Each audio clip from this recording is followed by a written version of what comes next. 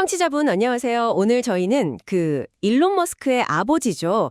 에롤 머스크라는 인물에 대해 좀 깊이 파헤쳐 보려고 합니다. 네, 안녕하세요.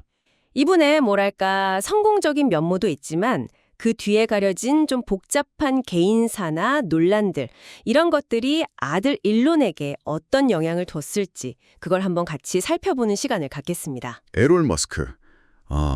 정말 뛰어난 엔지니어였던 건 맞는데 동시에 엄청난 논란의 중심에 있기도 한 인물이죠. 맞아요. 네, 참 여러 얼굴을 가진 것 같아요. 그렇죠.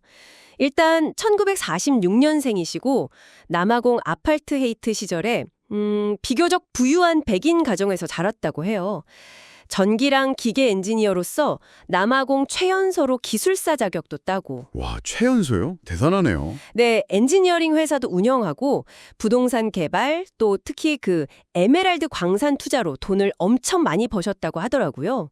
그 에메랄드 광산 이야기 유명하죠. 네, 프리토리아에서 제일 큰 집에 살고 해외여행도 자주 다니고 경제적으로는 정말 풍족했던 거죠. 근데 여기서 흥미로운 게 그런 공학적인 능력이나 부유한 환경이 어린 일론에게는 상당히 긍정적인 영향을 줬다는 거예요. 어떤 면에서요? 예를 들면 일론이 10살 때 당시엔 귀했을 컴퓨터를 선뜻 사주면서 프로그래밍을 막 독려했다든지 네네. 또 전기나 폭발물 다루는 법, 심지어 모용 로켓 만드는 것까지 이런 걸 아버지가 직접 알려주고 장려했다는 거거든요. 이게 나중에 일론의 그런 관심사나 어떤 사업적인 행보에 중요한 밑거름이 된 건 분명해 보입니다. 확실히 기술적인 면에서는 좀 아버지 덕을 본 셈이네요. 근데 가족 관계는 전혀 다른 얘기였죠? 그렇죠. 그게 참 복잡합니다. 첫 부인이 이제 모델이자 영양사였던 메이 홀데만인데 여기서 일론, 킴벌, 투스카 3남매를 뒀고요. 1979년에 이혼했죠. 네, 이혼 후에 일론이 아버지랑 살기로 결정을 했었는데 나중에 그 결정을 엄청 후회했다고 밝혔죠. 그랬군요. 그래가 두 번째 부인 하이데 베주이데누타고도 18년 결혼 생활을 했고 여기서 또 자녀 둘을 낳았어요. 네, 그리고 이 두 번째 부인 하이데에게 전 남편과의 사이에서 낳은 딸이 있었는데 바로 야나 베주이데누시죠. 에롤에겐 의붓딸이 되는 셈이고요. 여기서부터가 정말 충격적인 부분인데요. 네, 2017년 즈음에 당시 70대였던 에롤이 41살이나 어린 의붓딸 야나와 관계를 맺고 심지어 2018년, 2019년에 아이를 둘이나 낳았다는 사실이 알려졌어요. 이건 정말 가족들, 특히 일론에게는 거의 폭탄선언 같은 충격이었을 겁니다. 그렇죠. 상상하기 어렵죠. 일론이 공개적으로 아버지를 끔찍한 인간이다, 악마다 이렇게까지 말한 걸 보면 그 충격이 어느 정도였는지 좀 짐작이 가죠. 근데 에롤 본인은 정작 인간이 존재하는 이유는 번식이다. 이런 식으로 자신의 행동을 약간 정당화하려고 했다는 거 아니에요? 네, 그런 발언을 해서 더 큰 사회적, 윤리 등 논란을 일으켰죠. 가족 관계는 거의 파탄 수준에 이르렀다고 봐야 하고요. 사실 일론하고 관계는 그 이전부터 이미 좀 안 좋았던 것 같아요. 10대 시절에 아버지한테 심리적인 학대를 당했다고 고백하기도 했었죠. 폭언이나 조롱 같은 거요. 맞아요. 2017년에 롤링스톤 인터뷰할 때 아버지 얘기하다가 눈물을 보이기도 했고. 그 장면 유명하죠. 네, 생각할 수 있는 거의 모든 악행을 저지른 사람이다. 이렇게까지 표현을 했으니까요. 와, 근데 에러를 또 거기에 철 좀 들어라 이렇게 맞받아 쳤다고 하고요. 갈등의 골이 정말 깊어 보이네요. 그런데요, 이 정말 극심한 갈등 속에서도 참 아이러니하다고 해야 할까요?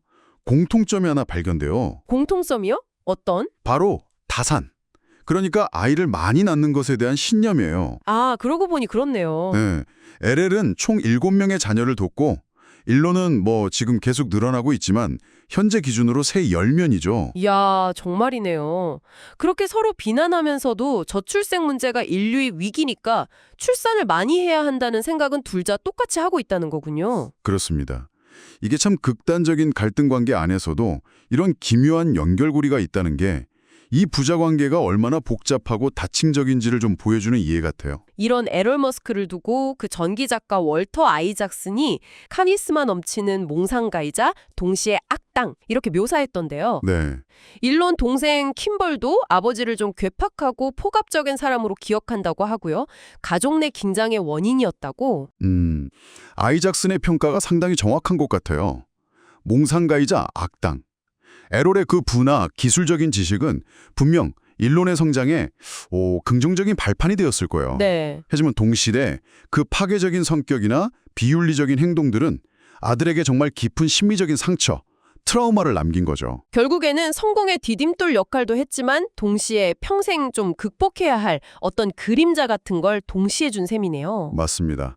정말 지울 수 없는 아주 복합적인 유산을 남긴 아버지다. 이렇게 볼 수 있겠습니다. 오늘 저희는 에롤 머스크라는 인물을 통해서 성공과 논란, 그리고 한 사람의 삶이 다음 세대에 얼마나 복잡할 영향을 미치는지 좀 들여다봤습니다. 네, 뛰어난 능력이 있지만 또 그만큼 어두운 면도 강하고 그게 가족에게 깊은 갈등을 안겨주는 모습이 참 많은 생각을 하게 합니다. 마지막으로 청취자분께 이런 질문을 한번 던져보면서 마무리하면 어떨까 싶습니다.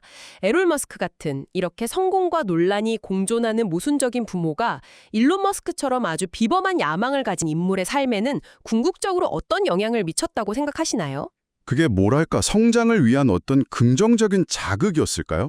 아니면 평생 극복해야 할 어떤 역경이나 그림자였을까요? 혹은 이 두 가지가 그냥 완전히 뒤섞여서 분리할 수 없는 그냥 그 관계 자체가 아니었을까? 이런 생각도 드네요. 네, 한번 각자 생각해 보시면 흥미로운 지점이 있을 것 같습니다.